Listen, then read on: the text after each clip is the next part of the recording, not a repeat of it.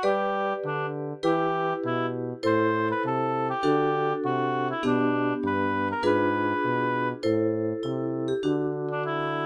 13일) 성령 강림 후 제23주 주일을 위한 말씀 나눔을 시작하겠습니다. 오늘은 이사야 65장 17절과 25절 말씀을 가지고 내 마음의 평화라는 제목으로 말씀을 나누겠습니다. 2022년 마가교회 표어는 꾸준한 일상, 행동 강령은 주님과 그리고 모두와 함께하는 하루입니다. 2022년 기도문을 따라해 주시기 바랍니다.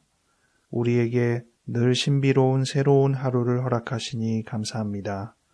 우리가 만나는 모든 이들에게서 그리고 모든 것들에서 주님의 온기를 느끼게 하소서. 예수 이름으로 아멘. 이사야서 65장 17절과 25절을 읽어드리겠습니다. 먼저 17절입니다. 보라, 내가 새 하늘과 새 땅을 창조하나니 이전 것은 기억되거나 마음에 생각나지 아니할 것이라. 그 다음 25절입니다. 이리와 어린 양이 함께 먹을 것이며 사자가 소처럼 짚을 먹을 것이며 뱀은 흙을 양식으로 삼을 것이니 나의 성산에서는 해함도 없겠고 상함도 없으리라. 여호와께서 말씀하시니라. 아멘. 원래 주일 성서 일과 말씀은 17절부터 25절까지 중간 부분이 다 포함되어 있는데 오늘 제가 개인적으로 묵상하는 가운데 25절이 제일 핵심적인 말씀이어서 25절을 중심으로 이야기를 하려고 합니다. 17절이 잠깐 연결이 되고요. 새 하늘과 새 땅, 모든 것이 새로워진다는 것이죠. 오늘 주일 성서 일과 다른 본문의 말씀들이 대부분 다 연결되는 것이 종말과 새로운 세상에 대한 이야기입니다. 그런데 그 새로운 세상의 분위기를 금방 알 수 있게 하는 본문이 25절의 내용입니다. 이리와 어린 양이 함께 먹을 것이며 사자가 소처럼 짚을 먹을 것이며 뱀은 흙을 양식으로 삼을 것이다. 나의 성산에서는 해함도 없겠고 상함도 없으리라. 여기서 제가 먼저 주목하게 됐던 부분은 약간 지엽적인 부분인데 이 해함과 상함이라는 단어에 대해서 주목이 되었습니다. 이 단어는 무슨 차이가 있을까? 같은 의미일까? 구약 성경은 같은 내용을 반복하는 부분이 많기 때문에 해함과 상함이라는 단어가 결론적으로는 별 차이 없습니다. 조금 복잡해지니까 그냥 앞에 단어랑 뒤에 단어라고 얘기하겠습니다. 앞에 단어가 해함이고 뒤에 단어가 상함이잖아요. 먼저 앞에 단어 해함에 대해서 주로 번역되는 단어는 해치다, 영어로는 harm, hurt. 조금 독특한 단어가 evil입니다. 악이라는 단어가 이 영역에서 주로 쓰여지는 번역들입니다. 해악이라는 단어도 우리가 주로 쓰는데 해악이라는 단어가 정말 잘 어울리는 번역일 수도 있겠다는 생각도 했고요. 그리고 상함이라는 단어와 관련되는 번역은 죽인다, destroy, 또 harm이라는 앞에 단어에서 주로 쓰던 번역을 쓰기도 했습니다. 그래서 더 혼동이 됩니다. 우리나라 번역이랑 연결 지을 때 더 잘 연결이 안 되는 것 같아요. 보통 앞에 단어는 지금 harm, hurt, evil 이런 단어인데 이런 단어를 해함이라고 번역을 했단 말이죠.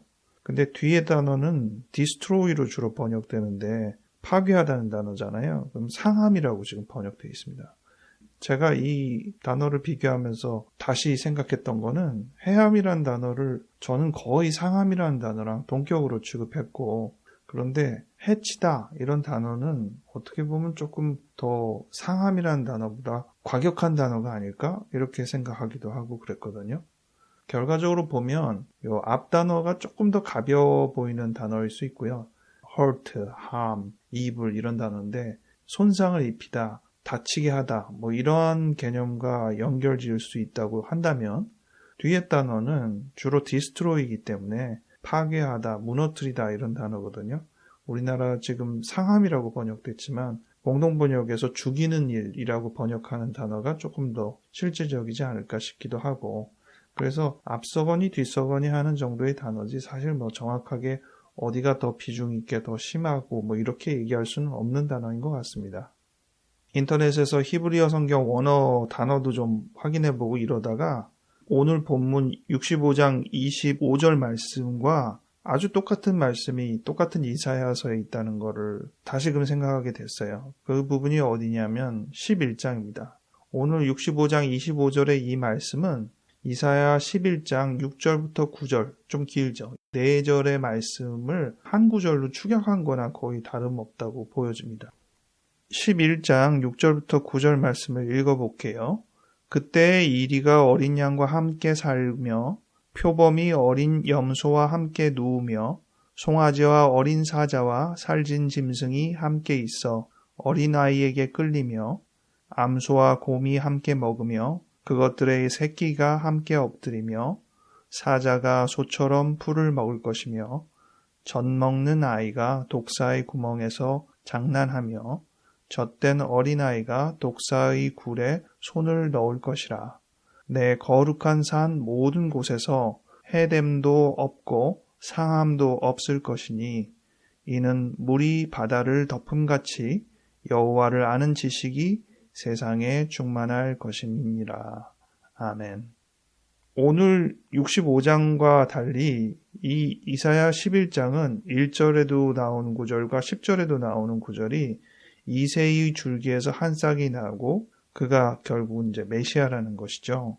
그래서 메시아의 도래에 대한 이야기 중에 이 새하늘 새 땅과 동일한 이 본문의 분위기가 나오는 것입니다. 다 연결된다는 것을 우리가 짐작을 해서 알 수 있을 것입니다.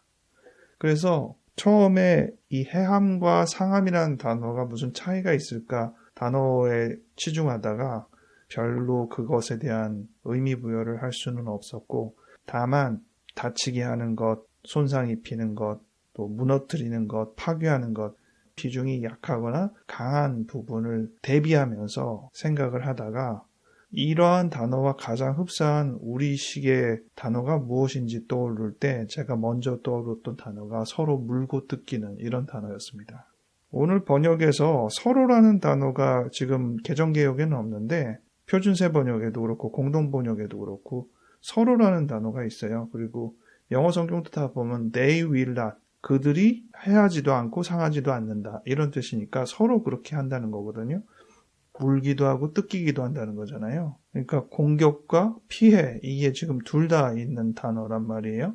해함과 상함이라는 단어도 해함을 받고 상함을 받고 또 해하고 상하고 이렇게 두 가지 의미를 다 고려해야 된다고 생각하게 되거든요. 왜냐하면 서로 그러는 거니까. 결국은 난투극이 벌어지는 겁니다. 이러한 부분이 해결되는 것이 지금 본문의 이야기들인 거잖아요. 이리가 어린 양과 함께 살며 이러한 개념들이 뭐겠습니까? 굉장히 공격적인 맹수와 같이 있음에도 피해를 입지 않는다는 거잖아요. 이게 굉장히 신체적인 위해에 대한 내용들이 많이 담겨 있다는 것을 생각해 볼 수 있습니다. 이런 신체적인 상해가 없는 평온한 상태, 그렇게 서로에게 공격할 필요도 없고 공격당하지도 않는 상태, 그게 평화잖아요. 그래서 결론이 평화더라고요. 처음에 이 말씀 본질은 조금 더 신체적인 입장에서 생각이 된다면 저 개인에게는 이 말씀이 조금 더 심리적인 입장에서 묵상이 되는 본문이었습니다. 실제 최근 들어서 제 몸에 신체적인 해악을 입히거나 해를 주거나 하는 일들은 많지는 않았지만 심리적으로 상대에게 해를 주거나 또 해를 입히거나 하는 일들은 꽤나 많았던 기억을 갖거든요. 요즘은 굉장히 내면적인 분노가 많은데 왜 이렇게 화가 많나 생각해보면 굉장히 좀 유치하지만 제 말대로 안 돼서 화가 나거든요. 제가 옳다고 생각했는데 제 말이 수용되지 않을 때, 그럴 때 속으로 화가 부글부글 끓어오릅니다. 그냥 잠깐 얘기했는데 거절되면 차라리 나은데 옳다고 생각해서 한참 설명을 했거나 또는 이걸 꼭 관철해야 된다고 조금 더 강하게 이야기를 하는데 그것이 받아들여지지 않을 때 굉장히 내면적인 분노가 많이 일어나는 것을 느꼈습니다. 가족 안에서도 느끼고 환자 진료할 때도 사실 많이 느꼈습니다. 어떻게 보면 말이 칼인 거예요. 제가 상대방에게 강요하는 것은 제가 칼을 들이대는 것이고 상대방이 거절하는 것은 제 칼을 자기의 칼로 방어하는 것이죠. 단순한 방어겠습니까? 그 칼에 의해서 저도 손상을 입고 상해를 입죠. 서로 칼을 던지고 칼을 받아가며 물고 뜯기고 하는 거예요. 이것이 얼마나 고통스러운 일인지 우리가 잘 알지 않습니까? 이런 일이 없이 공존할 수 있다는 것이 얼마나 감격스러운 일일까요? 상처를 주지도 않고 상처를 받지도 않게 될 수 있는 내 마음의 평화가 도달할 수 있다면 얼마나 좋을까? 지금 성경에서 계속 이야기하는 그 이상적인 세계가 먼저 내 마음 안에서부터 이루어져야 되지 않나. 그 물고 뜯기는이라는 조금 신체적인 표현을 오늘의 묵상에 가장 가깝게 다시 재번역을 해보니 강요하거나 거절되지 않는 이라는 단어로 번역을 하게 됐습니다. 제가 옳다고 생각하게 되는 부분에 대해서 관철하려는 부분이 있는데 사실 상대적인 것이지 제 말대로 되는 게 꼭 옳은 것은 아니거든요. 또 거절되지 않는다는 건 상대방이 노우라는 거절을 전혀 표현하지 않게 되는 그런 뜻이 아니라 거절을 하더라도 그게 상처가 되지 않는 것을 의미하는 입장으로 제가 쓴 표현입니다. 언제나 사람들은 제 의견에 대해서 아니요, 저는 그렇게는 안 하겠습니다. 제 생각은 다릅니다. 이렇게 말할 수 있는 거잖아요. 그것을 거절감 없이 받아들였으면 좋겠어요. 제 마음속에 평화가 도래한다면 그렇게 될 것 같아요. 오늘 말씀을 전체적으로 다시 묵상하며 메시아의 도래와 새하늘과 새 땅의 그런 거창한 것 빼고 일단 내 마음에서부터 평화가 일어나기를 진심으로 바랍니다. 내 마음에 새하늘과 새 땅이 임하기를 바랍니다. 나도 좀 비슷한 마음이 있으면 좋겠다 생각하신다면 자기 마음의 평화를 위해서 이 시간 잠깐 함께 기도하면 좋겠습니다. 기도하겠습니다. 하나님 아버지, 이 어두운 세상을 거두시고 속히 이 땅에 주님의 나라가 임하기를 기대합니다. 새 하늘과 새 땅이 임하여 우리가 더 이상 아픈 과거를 생각하지 않을 수 있는 찬란한 경험을 할 수 있기를 원합니다. 그것에 앞서 나의 마음이 그런 평화의 마음에 도달하기를 원합니다. 잠시 잠깐이라도 누구를 헐뜯고 물고 뜯지 않고 강요하지 않고 거절되지도 않는, 거절감을 느끼지도 않는 진정한 마음의 평화를 조금이나마 잠시나마 경험할 수 있도록 주님께서 이끌어 주시옵소서. 그리하여 그 평화의 경험이 많은 사람에게 좀 더 많은 시간 펼쳐질 수 있기를 기대하는 사람이 되게 하여 주시옵소서. 주님의 평화가 저의 마음에 임하기를 간절히 바라나이다. 예수 이름으로 아멘.